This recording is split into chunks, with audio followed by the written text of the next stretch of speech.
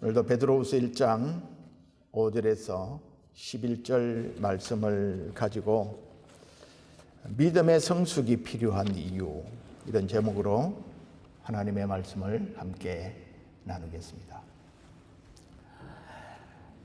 베드로후서에는 인생의 죽음을 앞둔 사도 베드로가 교회를 향한 애틋한 마음을 담고 있습니다.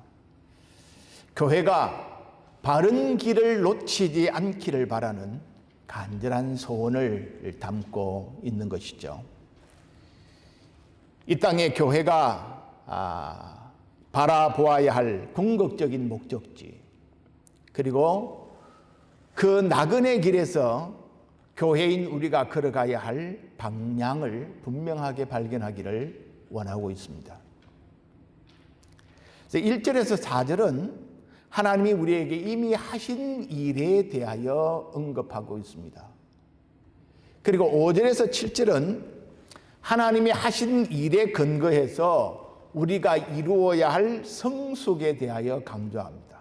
그것이 신의 성품에 참여하라고 교훈하고 있습니다.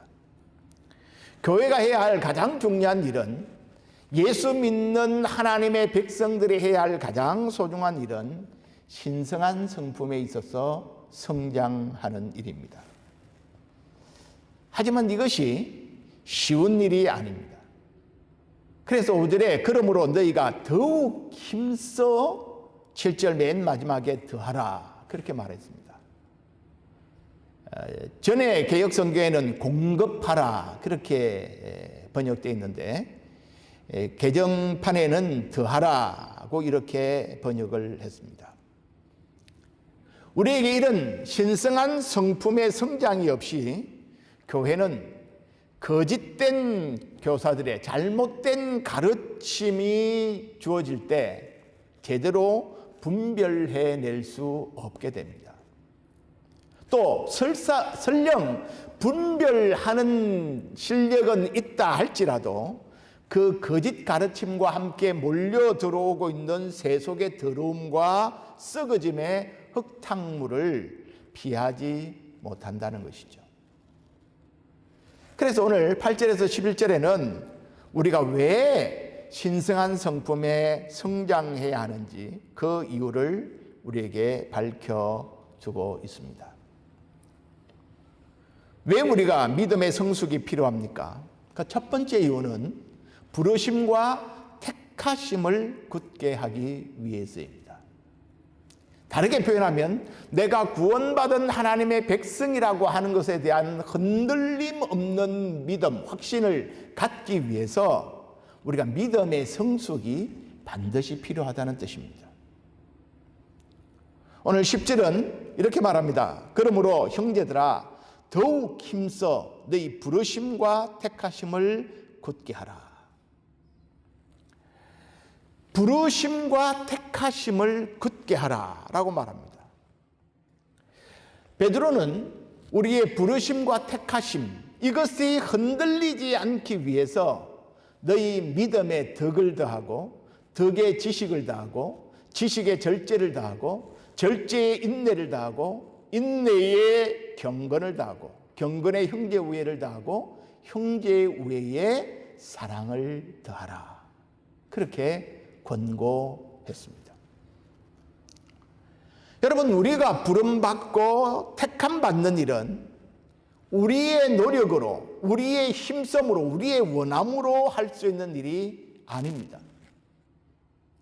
이것은 하나님 편에 속한 일이고 하나님께서 하시는 일입니다. 그래서 1절에 우리 하나님과 구주 예수 그리스도의 의를 힘입어 동일하게 보배로운 믿음을 우리와 함께 받은 자들에게 편지한다 라고 밝히고 있죠. 보배로운 믿음을 받은 자들입니다. 그들은 이 베드로 후서를 받는 처음 수신자된 그들은 그들 스스로 믿음을 만들어낸 사람들이 아닙니다. 그들은 하나님께로부터 보배로운 믿음을 받았습니다. 이것은 우리 또한 마찬가지입니다. 믿음이란 우리가 얻는 것이고 우리가 받는 것입니다.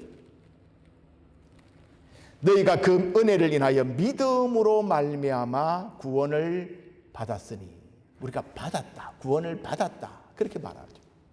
로마서 8장 28절에도 하나님께서 미리 아신 자들로 또한 그 아들의 형상을 본받게 하기 위하여 미리 정하셨다. 하나님께서 우리를 미리 정해서 하나님의 아들의 형상을 본받도록 부르셨다, 그렇게 말하고 있습니다.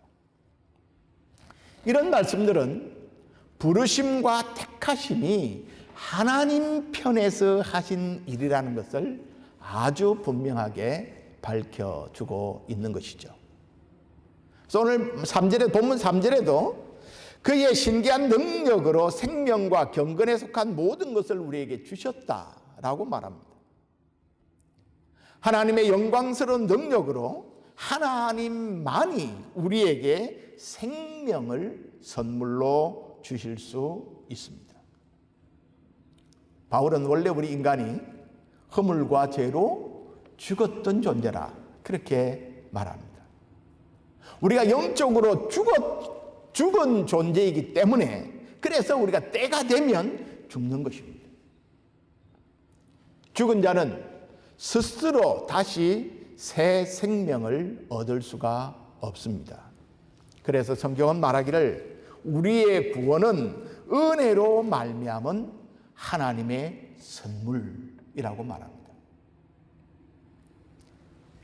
베드로는 우리를 부르시니도 우리를 택하시니도 하나님이라고 말합니다. 이것은 놀라운 은혜요, 기적이 아닐 수가 없습니다. 우리를 부르시고 택하신 것은 하나님의 활동입니다. 만일 하나님이 이 일을 행하지 않았다면 우리에게 구원은 일어날 수가 없는 것이죠. 그렇다면 오늘 이 베드로의 권고는 무엇을 의미합니까? 너희 부르심과 택하심을 굳게 하라.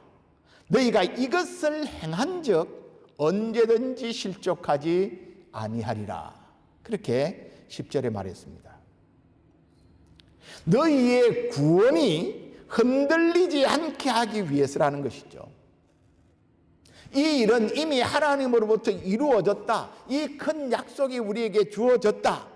이 일을 너희가 알고 확신하기 위해서 우리가 신성한 성품, 신의 성품에서 자라야 한다. 그렇게 말하고 있습니다.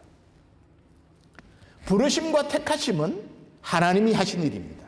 그러나 문제는 나를 부르시고 택하셨다는 것을 내가 확신하고 있느냐 하는 것이죠. 내가 확신하고 있느냐.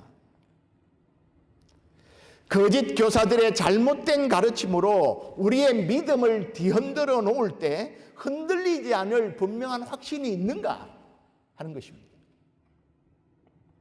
그 확신이 무엇이라고요? 흔들리지 않는 그 확신이 우리가 신성한 성품으로 성장해 가는 우리 자신의 모습이라는 것입니다. 너희가 이것을 행한 적 언제든지 실족하지 아니하리라. 이것을 행한 적, 이건 뭡니까?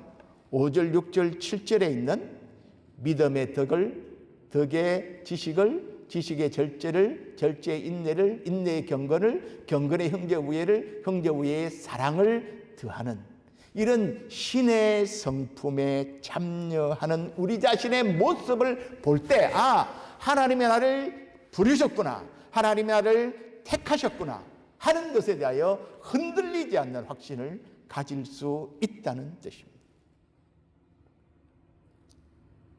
나는 하나님이 부르시고 택하신 자다. 봐라, 내 안에 거룩한 성품이 자라나고 있지 않느냐, 그 말입니다. 흔들리지 않는 구원의 확신이 바로 신성한 성품으로 자라는 우리의 모습이라는 것이죠. 흔들리지 않는 구원의 확신을 위해서 하나님이 나를 부르시고 택하셨다는 흔들리지 않는 확신을 위해서 우리는 믿음의 성숙, 하나님의 성품에서 자라가는 것이 필요합니다. 두 번째, 왜 신성한 성품에 성장해야 합니까? 왜 우리에게 믿음의 성숙이 필요합니까? 두 번째 이유는 우리가 멀리 보는 영적인 안목을 갖기 위해서입니다. 다르게 표현하면 우리가 영원한 목적지를 잊지 않기 위해서입니다. 자, 9절을 같이 읽어봅시다. 9절을 같이 읽겠습니다. 시작. 이런 것이 없는 자는 맹인이라 멀리 보지 못하고 그의 옛 죄가 깨끗하게 된 것을 잊었느니라. 이런 것이 없는 자는, 여기 이런 것이 뭡니까? 너희 믿음의 덕을 더하고 덕의 지식을 더하고 지식의 절제를 더하고 절제의 인내를 더하고 인내의 경건을 더하고 경건의 형제 우애를 더하고 형제 우애의 사랑을 더하라. 이런 것이 없는 사람은 뭐라고요? 맹인이라는 것입니다. 맹인은 어떤 사람을 말하는 것이죠? 보지 못하는 사람을 말합니다. 그런데 여기 맹인이라고 하면서 수식어를 뭐라고 달고 있습니까? 이런 것이 없는 자는 맹인이라 멀리 보지 못한다라고 말합니다.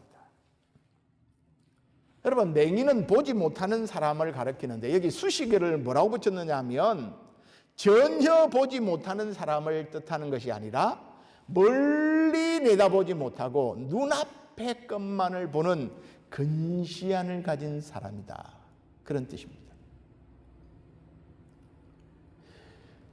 믿음의 성숙을 가져오지 못하는 사람의 특징이 뭡니까? 멀리 보지 못한다는 것입니다. 영원한 것은 바라보지 아니하고 일시적이고 현재 것에만 관심을 가진 사람입니다. 당장 눈앞에 보이는 이익에만 목숨을 겁니다. 멀리 보지 못하는 맹인이란 영적인 안목이 없는 사람을 가리키는 것이죠. 여러분, 우리가 눈을 뜨고 뻔히 본다고 하지만 사실은 보는 것보다 더 중요한 것이 있다는 것을 모르고 살 때가 얼마나 많은지 모릅니다. 여러분은 지금 제대로 보고 계십니까? 자신의 모습, 자신의 미래, 앞으로 우리의 나아갈 길들을 우리가 보며 생각하며 사십니까? 구약 열왕기하 6장에 보면 아람 왕이 이스라엘을 공격하려고 하니까 번번이 그 작전이 탈로가 납니다. 그것은 이스라엘 땅에 선지자 엘리사가 있기 때문이라고 하는 보고를 듣습니다. 그래서 이 아람 왕은 이스라엘을 공격하기 전에 먼저 엘리사를 제거해야 되겠다고 생각을 해서 엘리사가 살고 있는 도단성을 군대를 보내서 포위합니다. 아람 왕이 말과 병과 많은 군사들을 보내서 밤중에 엘리사가 거주하는 도단성을 포위했습니다. 아침에 일어나 보니까 그 사환이 아침에 일어나 보니까 아람 군대가 도단성을 각 에워싸고 있는 것을 발견합니다. 그러니까 그 사환이 혼비백산해가지고 주인님, 우리가 죽게 생겼습니다. 우리가 꼼짝없이 갇혔습니다. 그렇게 이야기하니까 엘리사가 뭐라고 답을 합니까? 두려워하지 마라.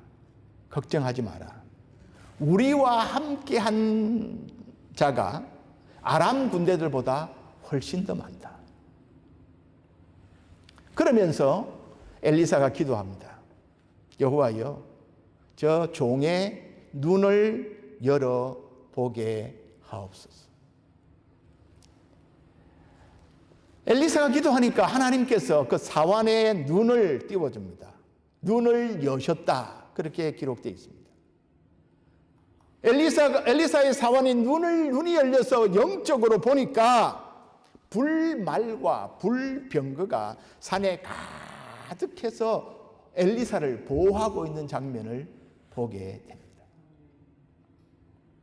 여러분, 이 사원은 뻔히 눈을 뜨고 본다고 하지만 정말 중요한 것은 보지 못했던 것이죠. 아람 군대가 이제 엘리사를 체포하기 위해서 군대가 내려옵니다.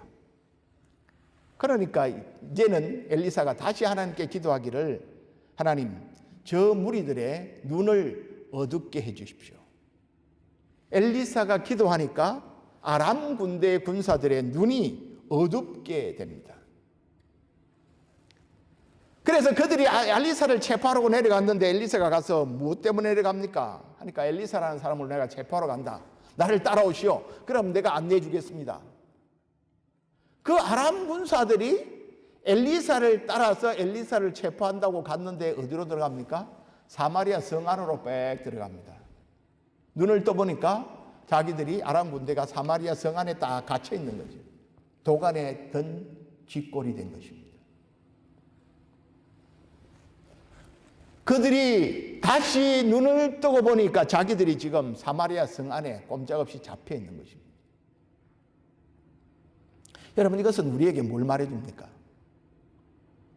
본다고 하지만 보지 못하는 사람들이 많고, 자기가 똑똑한 것 같고 자기가 잘 아는 것 같고 자기 이익을 챙긴다고 챙겼는데 결과적으로 보니까 이익이 안 되는 일들이 우리에게 얼마나 많이 일어나는지 모릅니다. 영의 눈이 어두우면 정말 보아야 할 것을 보지 못합니다. 눈뜬 맹인이 될 때가 얼마나 많습니까?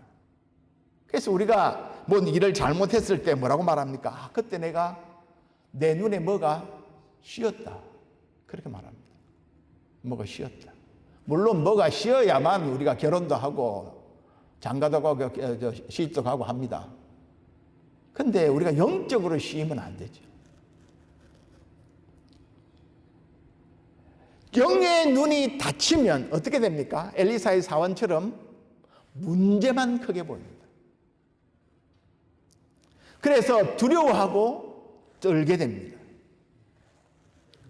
영의 눈이 닫히면 아람의 군대처럼 죽는 길인지도 모르고 따라갑니다. 사랑하는 여러분, 여러분의 영의 눈이 열려서 하나님의 보호하심과 하나님의 역사하심을 볼 수 있기를 축복합니다. 여러분, 지금 우리가 온 세상이 코로나 바이러스 때문에 두려워하고 떨고 있습니다. 모임에도 가지 않고 심지어 예배당에도 나오지 않고 있습니다. 이런 상황 가운데 우리의 믿음을 바로 세우고 하나님이 역사를 통치하시고 다스리고 계신다는 것을 영의 눈을 열어 볼 수 있어야 합니다. 여러분, 지금 코로나 바이러스가 우리에게 주는 교훈이 뭡니까? 지금 코로나 바이러스로부터 어려움을 당하는 존재가 누구입니까? 사람입니다. 사람. 인간. 코로나 바이러스가요, 여러분, 유독 사람에게만 영향을 미칩니다. 가축이나 물고기나 식물이나 꽃이나 이런 것에는 아무런 해를 입히지 않습니다. 여러분, 이 코로나 바이러스가 무엇에 대하여 경고를 하고 있고 누구에 대하여 재앙을 내리고 있는 겁니까? 인간들에게 주는 경고요, 재앙입니다. 그동안 우리가 무엇을 위하여 분주해 왔는가? 무엇을 위하여 살았는가? 우리 인간이 하나님 없이도 인간이 마음만 먹으면 무엇이든지 할 수 있는 것처럼 생각하고 교만에 쩔었던 우리 인간들에게 경고하고 있는 것이죠. 여러분, 우리가 지금 살아가면서 현재 먹고 사는 일, 현재 즐기는 일, 이것에만 관심하고 영원한 하나님의 나라, 새하늘과 새 땅, 다가올 영원한 나라에 대해서는 안중에도 없다고 하는 증거가 뭘까요? 신성한 성품으로 자라가는데 아무런 관심이 없다는 데 있습니다.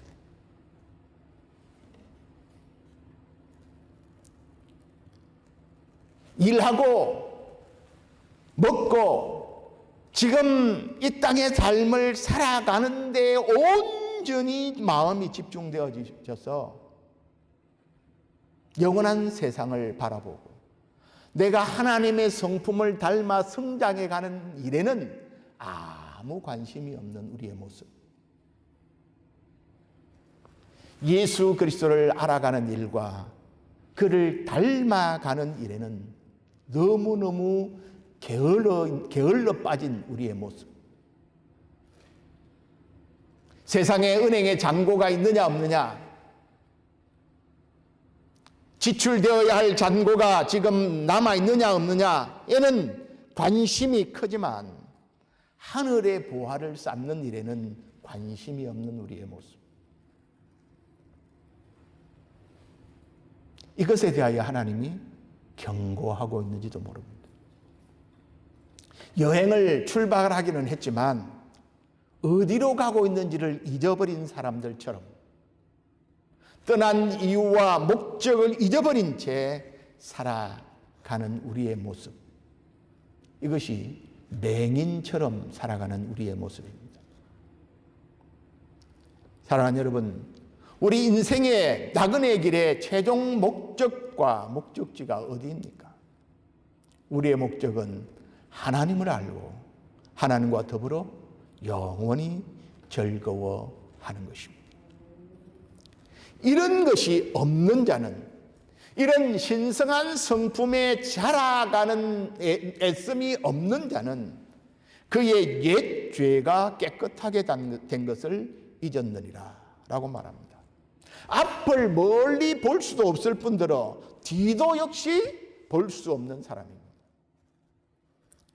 복음의 내용과 구원의 의미를 다 잊어버렸다는 것입니다.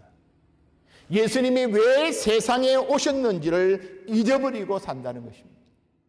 여러분, 예수님이 왜 이 세상에 오셨습니까? 예수님은 자기 백성을 저희 죄에서 구원하기 위하여 이 세상에 오셨습니다. 그것이 아니라면 그는 하늘의 영광스러운 보좌를 떠나 육신을 입고 이 세상에 오실 이유가 없었습니다. 왜 예수님이 갈보리 언덕에서 십자가에 못 박혀 죽어야만 했습니까? 디도서 2장 14절에 보면 그가 우리를 대신하여 자신을 주심은 모든 불법에서 우리를 속량하시고 우리를 깨끗하게 하사 선한 일을 열심히 하는 자기 백성이 되게 하려 하심이라 라고 말합니다. 디도는 여기에서 하나님이 우리를 구원하신 이유는 우리를 죄에서 건져주시고 깨끗하게 하셔서 뭘 하도록? 선한 일을 열심히 하는 자기 백성이 되게 하기 위해서라, 그렇게 설명했습니다. 선한 일을 열심히 하는 자기 백성이 되도록, 이것을 베드로는 힘써 신의 성품에 참여하는 자가 되게 하려 하십니다 라고 표현한 것입니다.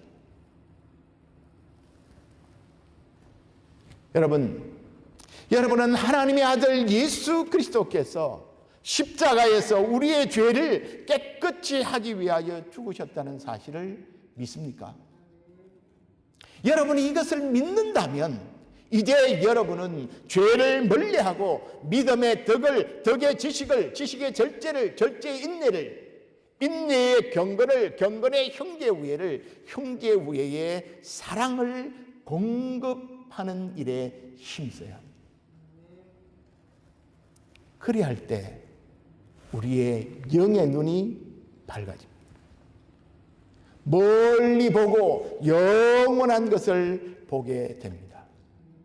영원한 목적지가 어디인지, 우리가 무엇을 위하여 이 땅에 살아가야 하는지를 놓치지 않게 된다는 사실입니다. 우리의 믿음이 성숙이 필요한 이유는 우리의 구원이 하나님이 우리를 부르셨고 택하셨다는 것에 흔들리지 않는 확신을 갖기 위해서입니다. 우리의 믿음이 성숙해야 하는 이유는 우리의 영이 열리고 영원한 목적을 놓치지 않기 위해서입니다. 우리가 왜 신성한 성품에 성장해야 합니까?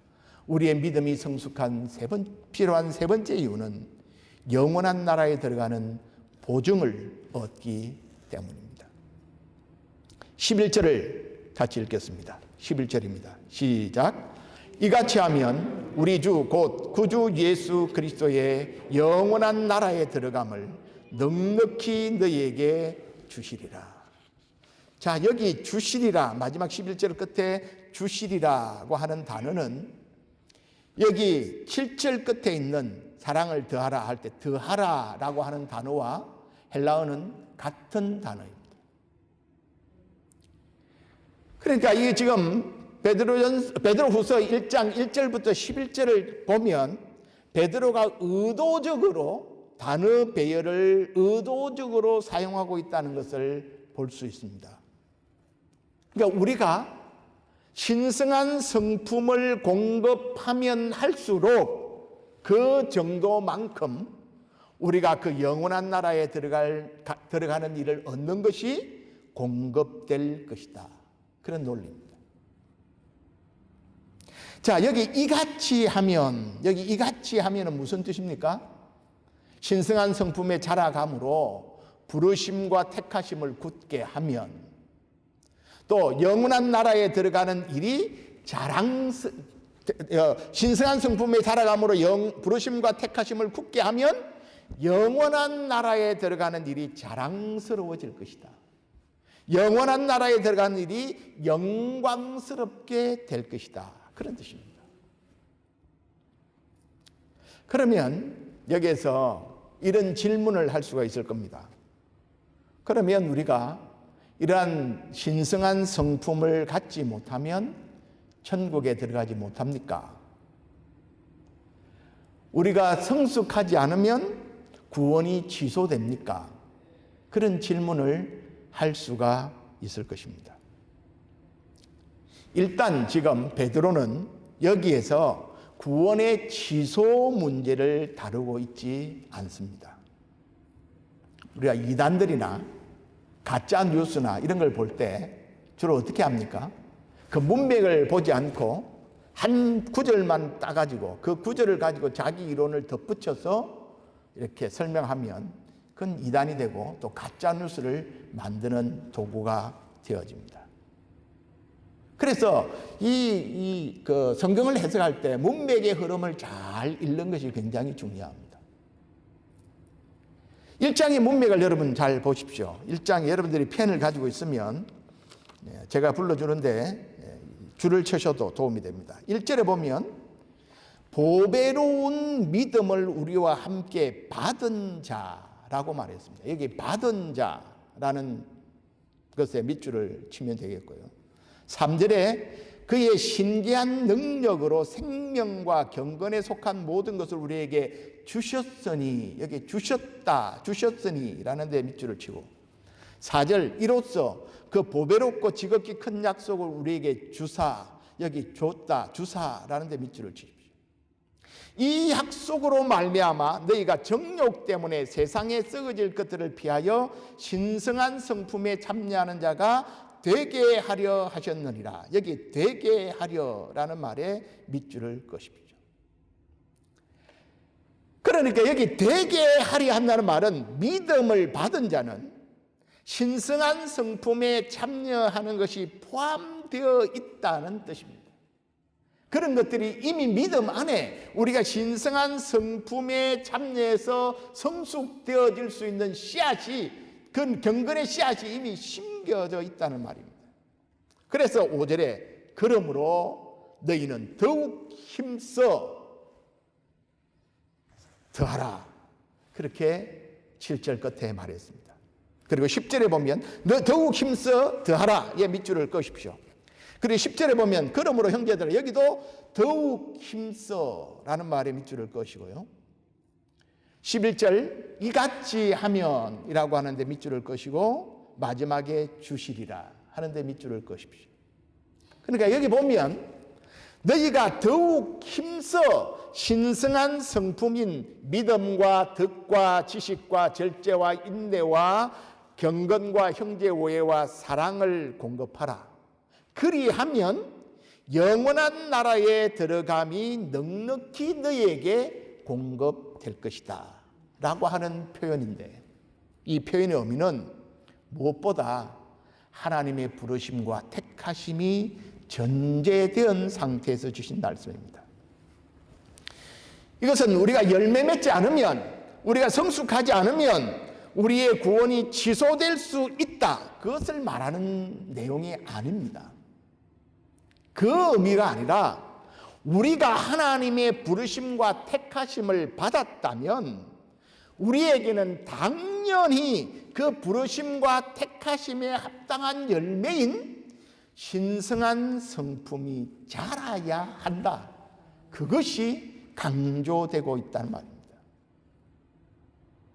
그러니까 우리가 신성한 성품으로, 다시 말하면 믿음이 성숙하는 일 자체가 뭐가 되죠? 하나님께서 그 사람을 보배롭고 크신 약속, 그 영원한 나라로 부르시고 택하셨다는 사실에 대한 강력한 증거가 된다, 그 뜻입니다.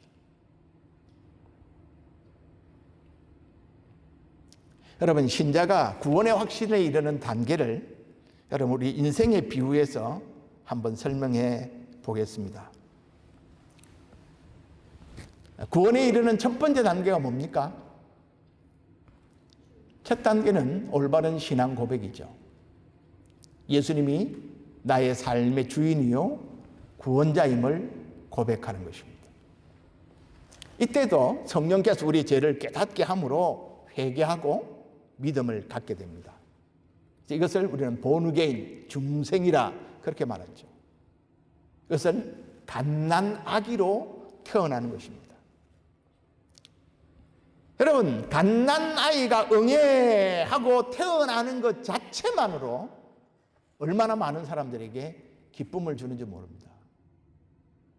그래서 새로운 생명이, 믿지 않는 사람이 예수를 구주로 고백하는 그 사실, 영적으로 본어게인 하는 사실이 얼마나 큰 기쁨인지 모릅니다. 그런데 이렇게 응애하고 태어난 아이는 기쁨을 주지만 얼마 가지 않아서 아주 성가신 존재가 됩니다. 성가신 존재가 되죠. 살아있긴 하지만 전혀 도움이 되지 않는 과정을 거칩니다. 생명을 가지고 태어나고 자라지만 모든 것이 자기 중심입니다. 그리고 다른 사람이 하나에서부터 10까지 다 도와줘야 합니다. 자라기는 하는데 아직 사람 구실을 제대로 못하죠. 배고프면 시도 때도 가리지 않고 젖달라고 웁니다. 아무 때나 싸고 모든 것을 자기 기분에 맞추어 달라고 울고 요구하죠. 그래서 영적으로 처음 거듭난 사람이 이런 삶을, 어린아이 같은, 갓난아이 같은 삶을 살 때는 때때로 신앙 양심에 찔림을 받기도 하고 하나님이 때로 두렵기도 하고 하지만 언제나 늘 돌아보면 자기중심적입니다. 다른 사람을 힘들게 만들고 성가시게 합니다. 그래서 영국의 유명한 스펄즈 목사님이 교회 안에 70대 아기들이 너무나 많다, 그런 표현을 했습니다. 육체적으로는 나이는 들었지만 아직까지 영적으로 갓난아이와 같이 자기중심적이고 늘 사람들의 도움만을 요구하는 그런 사람들이 너무 많다는 것입니다. 그렇지만 그럼에도 불구하고 그가 성장의 방향으로 가고 있다는 것 때문에 우리가 위로를 받고 기쁨을 얻게 되죠. 세 번째 단계는 연습과 성장의 단계가 있습니다. 어떤 경우에는 은혜 받은 것 같기도 하는데 어떤 경우는 또 좌절하고 넘어지고 실패하고 그런 모습들을 반복하면서 자라갑니다. 아이가 그런 말을 배우면서 자빠지기도 하고 무릎이 깨지기도 하고 걷다가 모서리에 받쳐서 피가 나기도 하고 그러면서 걷고 뛰기 시작합니다. 어제의 경건의 모습이 오늘 경건의 모습보다 오늘이 조금 더 나아 보이고 내년이 올해보다 더 낫다면 그가 지속적으로 꾸준히 성장의 방향으로 간다면 우리는 그 길을 격려하고 응원하며 기다려야 합니다. 네 번째 단계가 궁극적인 증거와 열매를 내는 단계입니다. 여러분, 신성한 성품의 시작은 예수 그리스도를 믿는 믿음으로 출발합니다. 그래서 성장하면서 덕을 세우고 지식이 늘고 절제가 생기고 인내와 경건이 생겨납니다. 형제 우애와 사랑에까지 이르면서 놀랍게 성장해가죠. 서서히 하나님의 형상이 나타나기를 시작합니다. 덕을 끼치기 시작하고 믿음의 철이 나기를 시작합니다. 여러분, 응애하고 태어나서 똥 싸고 오줌 싸고 자라면서 학교 다니고 공부하고 하면서 자라서 이제는 부모에게 이렇게 자랄 수 있도록 키워주시고 공부시켜 주셔서 정말 감사합니다 라고 말하기까지는 여러분 실로 오랜 세월이 흐릅니다. 영적인 성장도 마찬가지입니다. 우리에게 신성한 성품이 진실로 견고하게 자리 잡기까지 실로 오랜 시간이 걸립니다. 하지만 우리는 시간이 걸릴지라도 우리는 반드시 그 길을 가야만 합니다.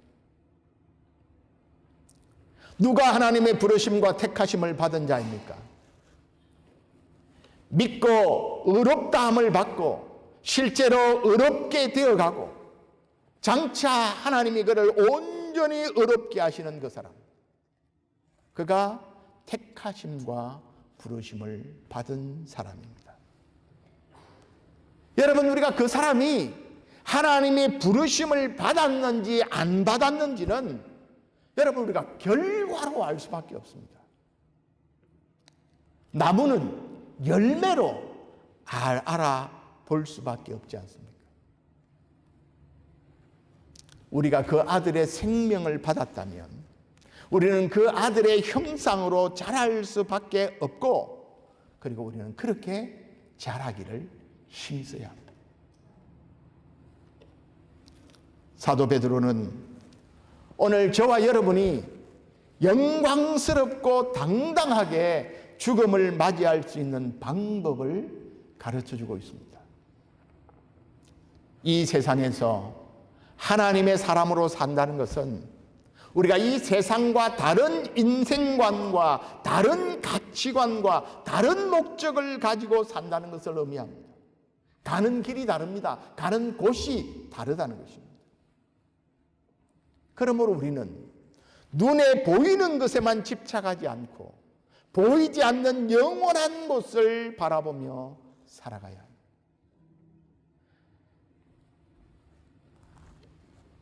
하나님의 나라를 사모하고 하나님의 나라의 백성으로 합당한 삶을 살아가려고 몸부림치며 살 때 그는 영원한 나라에서 넉넉하게 영접을 받을 것입니다. 우리의 구원이 불 가운데 얻는 것 같은 부끄러운 삶이 아니라 하나님의 인정을 받는 당당하고 영광스러운 삶으로 마감되게 될 것입니다. 지난 25일 6.25 70주년 기념식 때 국군 전사자 147구가 봉환이 되었습니다. 7사람의 신원만이 확인이 되었습니다. 70년의 세월이 흐른 후에 그들이 뼈만 돌아온 것이죠. 그때 국가원수급의 예우를 해서 21발의 예포가 발사되었습니다. 대통령은 국민과 함께 호국의 영웅들을 영원히 기억할 것이다 라고 말했습니다. 어느 순간 우리는 이 땅의 삶을 마감하고 주님이 예비하신 영원한 나라에 들어가게 될 것입니다. 그날에 천군 천사들과 함께 먼저 간 믿음의 선배들의 성대한 환영을 받게 될 것입니다. 여러분, 이것이 우리의 소망입니다. 사랑하는 여러분, 우리가 영적으로 성장한다는 것은 부르심을 받았다는 구원의 확신을 우리에게 가져다 줍니다. 영의 눈을 뜨고 이 세상에 살지만 영원한 본향을 바라보며 살게 합니다. 정말 가치 있는 것이 무엇인가를 추구하며 살게 합니다. 그래서 이 땅의 삶을 마감하게 될 때 당당하고 영광스럽게 하나님 나라를 들어가게 될 것입니다. 영원한 나라에 넉넉히 들어감을 보증하는 신성한 성품, 하나님의 성품으로 자라갑시다. 더럽고 썩어지고 쇠하는 세상을 이기고 새 하늘과 새 땅에 들어갈 새 사람으로 하늘의 신령한 변화를 이루며 나아가는 저와 여러분이 될 수 있기를 바랍니다. 기도하겠습니다.